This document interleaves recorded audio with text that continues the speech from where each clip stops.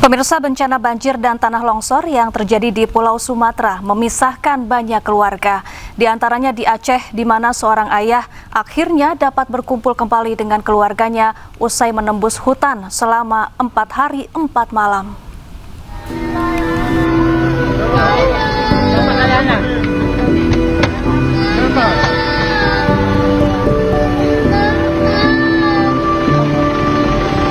Momen haru menyelimuti pengungsian Kuala Simpang, Aceh saat seorang anak menangis lega usai bertemu sang ayah. Alhamdulillah udah mengantar keluarga juga. Ada yang ketemu di jalan.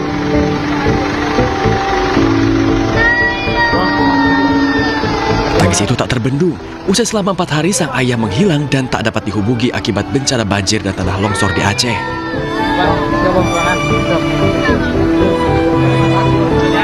Rupanya sang ayah harus berjalan kaki selama 4 hari 4 malam menembus hutan untuk mencari keluarganya yang terpisah.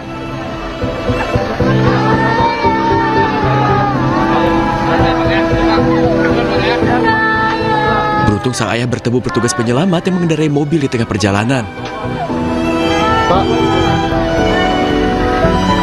Sang ayah pun harus naik di atas atap mobil untuk berkumpul kembali dengan keluarganya. Sebuah video menegangkan viral di media sosial. Seorang anak di Aceh Tamiang terjebak selama 7 jam di atas sebuah tiang pemancang.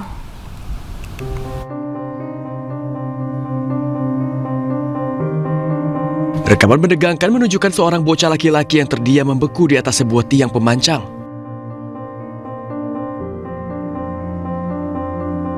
Tangannya gemetar kedinginan, wajahnya pucat. Kakinya pun hanya dapat berdiri dengan arus deras di bawahnya.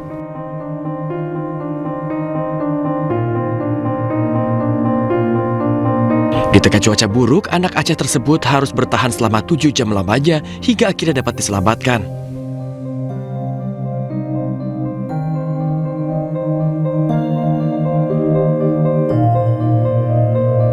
Dengan bermodalkan sebuah tali dan kekuatan tangannya untuk bergelantungan, anak tersebut pun akhirnya berhasil diselamatkan melalui atap rumah warga.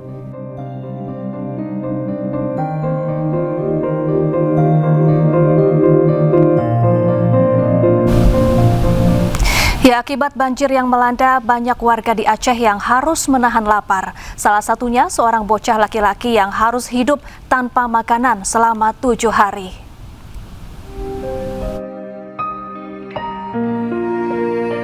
Banjir yang menerjang Aceh menyisakan duka yang mendalam. Di antaranya banjir yang masih terus menggenang hingga membuat anak-anak setempat kelaparan. Seorang anak di Pidi Jaya terlihat menyantap makanannya dengan lahap di perkarangan sebuah rumah. Dengan air yang mengalir deras di jalan, bocah laki-laki tersebut hanya dapat terduduk mensyukuri setiap suap dari nasi pertama yang didapatkannya usai 7 hari bertahan tanpa makanan. Video bocah laki-laki ini pun menyentuh hati banyak warganet dan viral di media sosial. Ya, sepekan diterjang banjir bandang, ribuan rumah di Kabupaten Aceh Tamiang masih porak-poranda. Ratusan kendaraan yang hancur juga masih teronggok di pinggir jalan.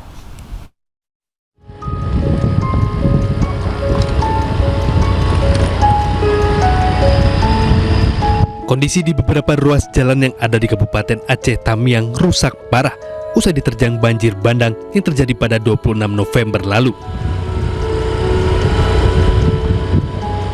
Ribuan rumah warga juga hancur tersapu air, bahkan beberapa di antaranya rata dengan tanah. Ratusan kendaraan yang terbawa arus air saat ini masih teronggok di sisi kanan dan kiri jalan.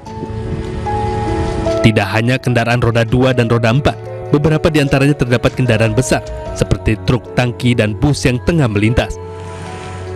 Banjir bandang juga menyisakan tumpukan lumpur setinggi hingga 30 cm dan hampir menutup seluruh badan jalan. Warga mengaku hingga kini belum tersentuh bantuan dari pemerintah dan bertahan dengan makan mie instan yang dibelinya dengan harga tinggi. Bantuan secepatnya, jangan pesawat dari hari minus ketiga, pesawat lewat-lewat tapi bantuan tak ada. Itu yang mengecewakan. Untuk apa pesawat pantau-pantau kalau nggak ada bantuan? Kasihan masyarakat. Saat ini lebih dari 50 warga diduga tewas dan hilang akibat tersapu banjir bandang. Sementara untuk jumlah pastinya, pemerintah Kabupaten Aceh Tamiang belum mendatanya. Dari Kabupaten Aceh Tamiang, Aceh, Muhammad Alfi, iNews melaporkan. Pemirsa, khawatir banjir dan longsor susulan, warga Bener Meriah Aceh harus berjalan kaki nyaris 100 km menuju Lok Semawe. Joni Firdaus, warga Bener Meriah Aceh, terpaksa harus berjalan kaki sejauh 90 km menuju Lok Semawe. Terputusnya akses jalan dan rusaknya infrastruktur memaksa mereka harus berjalan kaki selama 3 hari 3 malam. Tanpa membawa perbekalan makanan dan pakaian yang memadai, Joni dan warga lainnya bahkan harus bermalam di area hutan. Hal ini terpaksa mereka lakukan untuk menghindari banjir bandang dan longsor susulan. Selain itu, Joni dan beberapa warga juga sengaja menjauhi Bener Meriah agar tidak terisolasi.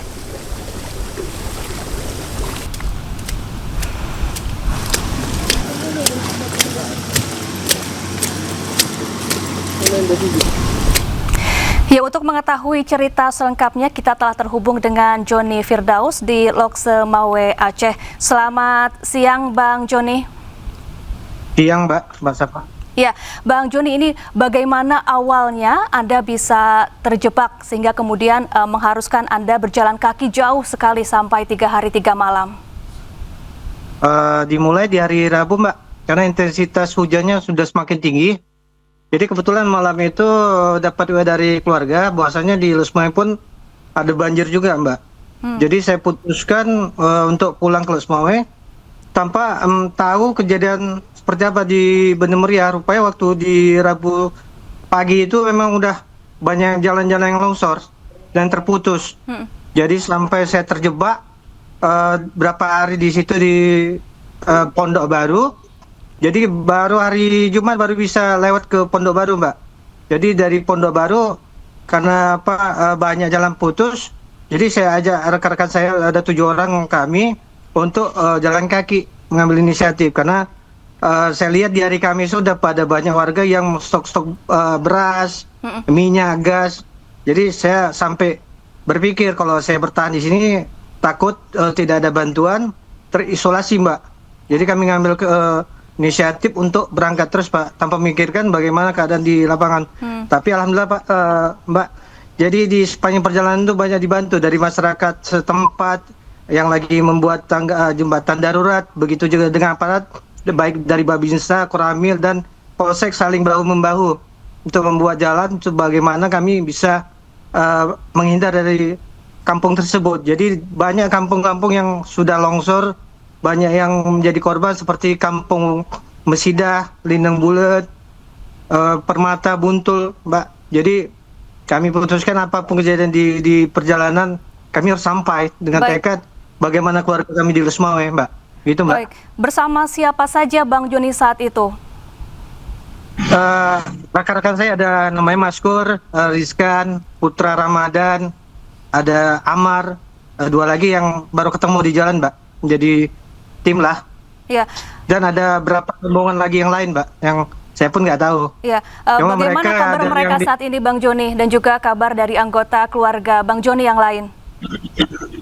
Kita sempat kumpul di sini, kontek-kontekan walaupun berjauhan. Alhamdulillah selamat semua, Mbak, tanpa kekurangan apapun. Oke. Banyak juga yang dari yang masih tinggal rekan-rekan kami yang di Taken baik di Bener Meriah masih terisolasi, Mbak.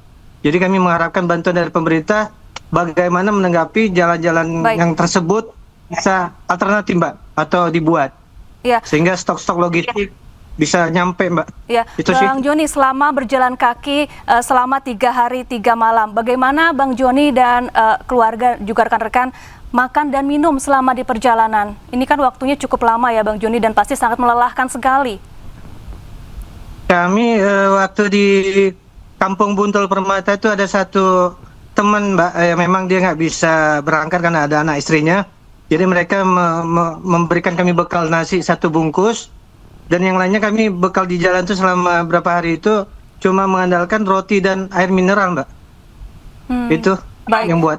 Baik kami Bang bisa Joni, bertahan. kita tahan dulu sebentar. Kita akan saksikan kembali bagaimana perjuangan Bang Joni saat melakukan perjalanan dari Kabupaten Bener Meriah menuju Lok Semawe Aceh sejauh 90 km.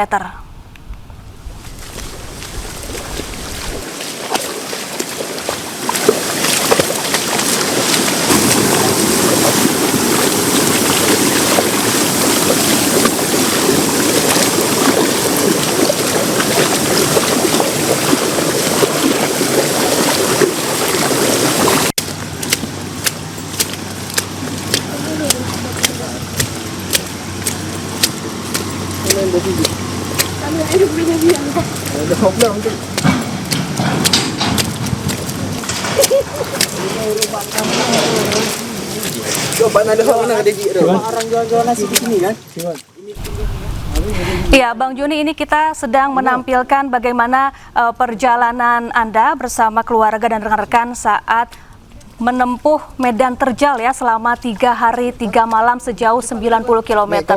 Lalu bagaimana Anda beristirahat ketika kelelahan di tengah jalan ini, Bang Joni? Memang waktu itu Mbak, dengan umur saya udah tidak muda lagi, mungkin tertahan tidak biasa berjalan sejauh itu, jadi kami berhenti yang memungkinkan kami untuk berhenti, Mbak. Tapi ada satu kampung di camp Permata itu, mereka ada membuat satu tempat posko darurat dari masyarakat setempat, jadi siapapun bisa singgah untuk bermalam di situ, Mbak. Jadi ala kadarnya lah. Jadi apa-apa yang bisa dimakan tuh bersama-sama, Mbak. Jadi saya berdoa dengan kebaikan mereka diberikan limpah rahmat sama Allah, Mbak. Karena memang tak bisa kita berikan bantuan juga kan ke mereka. Tapi kalau memang dalam beberapa hari ini mungkin kita bisa menggalang bantuan untuk mereka, Mbak, yang terisolasi lah, Mbak. Mungkin bisa disalurkan karena banyak yang kami jumpai di jalan-jalan tuh kayak anak kecil, ibu-ibu, orang tua tuh memang ya mirisnya nggak bisa berangkat seperti kami aja yang masih lumayan sehat, berjuang juga seperti mereka juga berjuang, Mbak. Baik, jadi di sepanjang perjalanan juga Bang Joni sempat bertemu dengan para korban lainnya yang kondisinya juga sangat memprihatinkan begitu ya?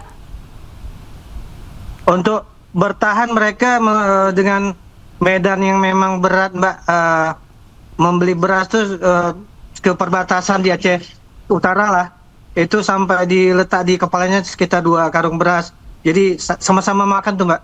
Apa yang mereka makan ya seperti itu. Jadi ada anak kecil, ibu-ibu lansia yang ada yang sakit. Tapi di atas itu ada aparat sih, Mbak, seperti Babinsa, Koramil sama Polsek, yang memang mereka membahu-membahu, Pak. Kita pun merasa bersama ya. Kalau udah bersama seperti ada satu kekuatan. Itu. Baik, dalam perjalanan selama 3 hari 3 malam ini, lalu bagaimana kondisinya saat malam hari? Ini tentunya saya tidak bisa membayangkan begitu ya, di tengah kondisi banjir, longsor, dan kerusakan yang sangat masif, ini tentunya sangat mencekam begitu. Lalu bagaimana Bang Joni dan rekan-rekan bisa mencari tempat yang aman untuk beristirahat? Itu tadi, Mbak, misalnya kayak kita menghindar, jadi untuk menghindari gempa longsor susulan atau banjir. Ya karena tanahnya memang sudah gembur, Mbak. Kalau kita lihat di atas itu banyak pohon-pohon yang di atas itu memang sudah tidak ada lagi, yang bisa satu waktu-waktu itu bisa jatuh sendirinya. Jadi kami berusaha untuk tidak lebih dekat, berusaha menjauh agak pedalaman seperti di dalam kebun-kebun kopi masyarakat, Mbak. Jadi kami buat seperti plastik untuk tenda lah, Mbak, untuk bertahan. Baik, lalu bagaimana pada akhirnya kemudian Bang Joni ini bisa bertemu dengan petugas dan kemudian bisa dievakuasi menemukan tempat yang lebih aman? Jadi pas di perbatasan di Aceh Utara itu, Mbak, dan Bener Meriah itu sudah mulai dapat jaringan, Mbak, walaupun WA. Jadi ada satu dari tim kita ini menghubungi saudaranya untuk bisa menjemput kami, Mbak, di daerah Gunung Salak, Mbak. Jadi dari Gunung Salak itu ke Losmau itu sekitar mungkin 13 atau 15 km lagi, Mbak. Jadi setelah ditelepon mereka jam 5 pagi, mereka sudah menunggu, baru bisa kami dievakuasi, Mbak. Gitu, Mbak. Baik, lalu saat ini apakah masih ada anggota keluarga atau kerabat lainnya yang hingga kini masih hilang atau terjebak, Bang Joni? Kalau dari keluarga saya enggak, Pak. Cuma rekan-rekan kerja. Rekan kerja dan sahabat yang masih di sana, Mbak. Yang misalnya di Takengon, di Banda Meriah, Mbak. Masih terjebak di sana. Baik, terima kasih. Baik, terima kasih Bang Joni Firdaus dari Loksemawe Aceh telah berbagi cerita bersama kami. Salam untuk keluarga dan semoga bencana ini cepat berlalu dan tidak akan terulang kembali. Terima kasih. Pemirsa, bantuan dari Presiden Prabowo Subianto untuk korban banjir bandang di Aceh tiba di Bandara Cut Nyadin, Nagan Raya, Aceh. Bantuan tersebut dibawa menggunakan pesawat Hercules milik TNI Angkatan Udara.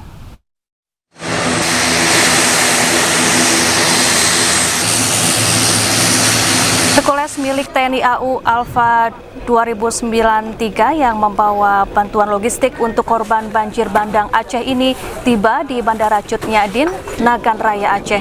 Bantuan dari Presiden Prabowo ini sebelumnya diberangkatkan melalui Bandara Kuala Namu, Medan. Selain melalui darat, bantuan ini juga disalurkan melalui udara untuk drop logistik bagi korban banjir.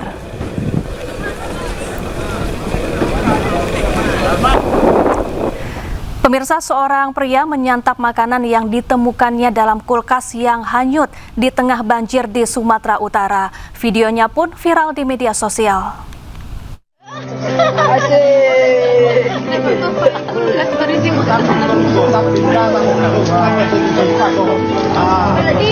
Potret mengharukan terlihat di sebuah video pendek yang tersebar di berbagai platform media sosial. Seorang pria yang dijuluki Bang Bram terlihat tengah menyantap kudapan di tengah banjir. Kulkas yang terhanyut, guys. Dia makan saya. Diketahui Bang Bram telah mengevakuasi warga selama 8 jam tanpa henti hingga kelelahan.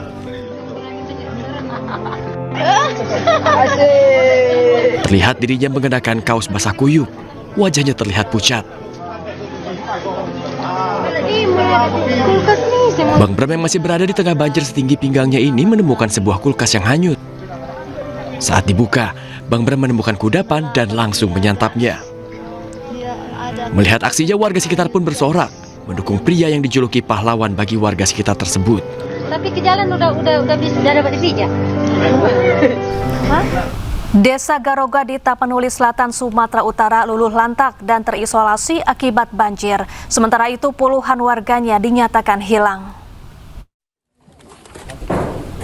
Wajah Desa Garoga yang terletak di tepi Jalan Lintas Sumatera, Kabupaten Tapanuli Selatan, Sumatera Utara kini luluh lantak.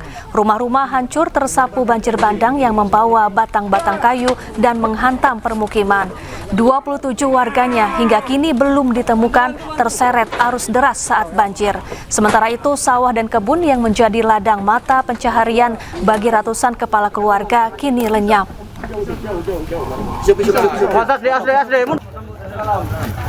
Oke, Bang. Pelan-pelan. Robek anunya. Oke.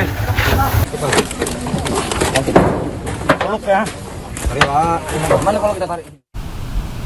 Sementara itu jumlah korban tewas banjir bandang di Tapanuli Selatan terus bertambah. 2 korban kembali ditemukan tim SAR di Kecamatan Batang Toru. Tuh di atas. Pisau parang. Udah. Tim SAR gabungan kembali menemukan 2 korban banjir bandang di Desa Aek Ngadol, Batang Toru, Kabupaten Tapanuli Selatan, Rabu sore. Kedua korban yakni 1 korban perempuan ditemukan di Desa Batu Hula dan 1 korban laki-laki di Desa Aek Ngadol. Kedua korban dibawa ke posko SAR untuk selanjutnya diserahkan ke pihak Rumah Sakit Tang Toru untuk proses identifikasi lebih lanjut. Sementara proses pencarian terus dilanjutkan dengan mengoptimalkan metode penyisiran sungai, pemantauan udara terbatas, dan penambahan personel. Tuh di atas. Pisau parang. Udah. Wakil Presiden Gibran Rakabuming Raka mengunjungi posko pengungsian banjir bandang di Nagari Salareh Air, Jorong Sungai Pasak, Palembayan, Agam, Sumatera Barat.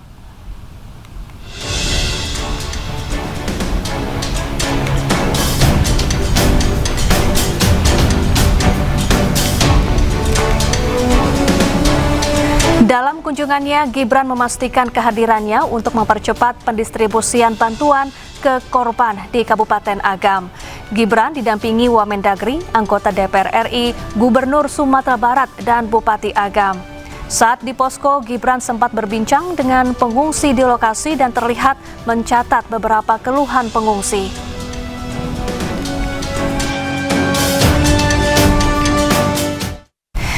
Ya, untuk mengetahui informasi terkini, kita sudah terhubung dengan rekan jurnalis iNews, ada Indra Setiabudi di Kabupaten Agam, Sumatera Barat. Selamat siang Indra, bagaimana situasi terkini saat ini di sana?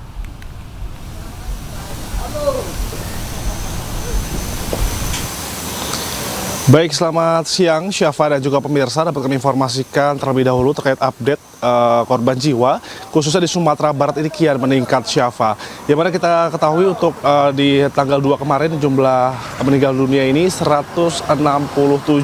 Namun hingga update per tanggal 3 kemarin ini sudah mencapai di angka 169 orang yang dinyatakan meninggal dunia dan sebanyak 70 lainnya masih dalam pencarian oleh tim SAR.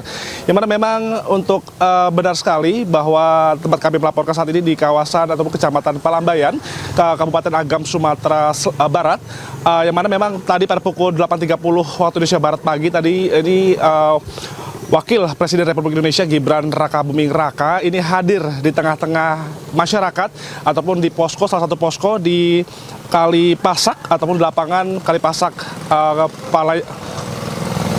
Agam, Sumatera Barat, yang mana memang kehadiran Wakil Presiden ini disambut meriah oleh para pengungsi, yang mana memang mereka ini ingin bahwa kehadiran daripada Wapres ini bisa memperbaiki ataupun mempercepat proses pembangunan maupun juga lebih percepat proses evakuasi maupun juga perbaikan rumah dan juga puskesmas yang hancur karena air bah ataupun juga banjir bandang yang terjadi beberapa hari lalu. Dan kami menginformasikan juga bahwa tadi Wakil Presiden ini datang dengan berbagai pihak, Syafa, dan tadi yang uniknya ini Wakil Presiden ini membawa sejumlah bantuan sembako maupun juga dan lainnya, dan juga nih yang menariknya bahwa Wakil Presiden membawa sejumlah mainan untuk anak-anak guna untuk menghibur lantaran mereka ini masih merasa ketakutan maupun juga kecemasan setiap mendengar suara-suara yang dinilai ini cukup mencekam begitu, Syafa, sehingga memang kehadiran Gibran ini menjadi suatu penenang bagi masyarakat korban bencana khususnya di Agam, Sumatera Barat ini. Dan memang tadi tidak lama Syafa, Wakil Presiden ini hanya kurang lebih 1 jam lamanya dan langsung bertolak menuju Sumatera Utara guna untuk meninjau secara langsung kembali dan memastikan bantuan logistik maupun juga sejumlah infrastruktur ini bisa segera diperbaiki seperti fasilitas umum maupun juga sekolah yang banyak sekali ini tertimbun tanah maupun juga lumpur begitu, Syafa, dan juga ini ada sejumlah pengobat atau rumah sakit maupun juga rumah ibadah ini juga menjadi fokus bagi Gibran, dan untuk memastikan konsumsi setiap harinya untuk makan 3 kali ini tidak boleh kurang. Dan kami juga sempat mengikuti perjalanan BNPB bahwa memang untuk memastikan logistik ini tetap terpenuhi begitu, dan kami juga melihat bahwa memang untuk pasokan ini sangat tercukupi begitu, Syafa. Dan kami akan menginformasikan kembali, Syafa, terkait data-data selanjutnya untuk di Kabupaten Agam, Sumatera Barat. Kembali ke Anda. Ya, terima kasih Indra Setiabudi langsung dari Agam, Sumatera Barat. Pemirsa, kelangkaan BBM hingga kini masih terus terjadi di daerah terdampak bencana banjir dan tanah longsor di Pulau Sumatera. Di Mandailing Natal, warga rela menginapkan kendaraannya di SPBU menunggu datangnya pasokan BBM.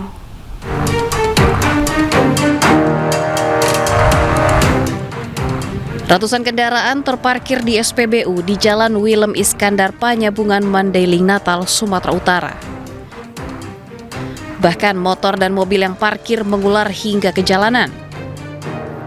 Kendaraan-kendaraan ini mengantri, menginap di SPBU demi mendapatkan BBM. Meski pasokan BBM belum tiba, namun warga sudah menyerbu SPBU. Alasannya agar mereka bisa mendapat antrean terdepan dan kebagian bahan bakar minyak yang kini sulit didapat. Habis maghrib sampai ini sampai mau siang. Jadi belum dapat? Kalau informasi dari yang kerja di sini katanya jam 11. Oh, jam 11 masuk lagi. Jadi kita nggak pulang lagi ke rumah tadi berarti? Belum pulang dari ditungguin ya? semalam sampai ini belum pulang. Pak. Habis butuh Pak, butuh. Kalau nggak ngantri nggak dapat minyak? Nggak dapat minyak. Nggak bisa makan, nggak ada minyak. Cari-cari kemana-mana memang nggak ada juga? Susah lah. Susah ya. Udah berapa lama ini Pak? Adalah seminggu. Pemandangan antrian kendaraan seperti ini di Mandailing Natal sudah terjadi sepekan lebih. Sejak kelangkaan BBM terjadi, dampak bencana tanah longsor dan banjir yang memutus akses transportasi dari depo Pertamina Sibolga. Pasokan BBM yang saat ini sudah dialihkan ke depo Pertamina Dumai dan depo Pertamina Teluk Kabung, Sumatera Barat juga tak bisa memenuhi ketersediaan BBM lantaran kuotanya dibatasi. Dari Mandailing Natal, Sumatera Utara, Ahmad Hussein Lubis, iNews melaporkan.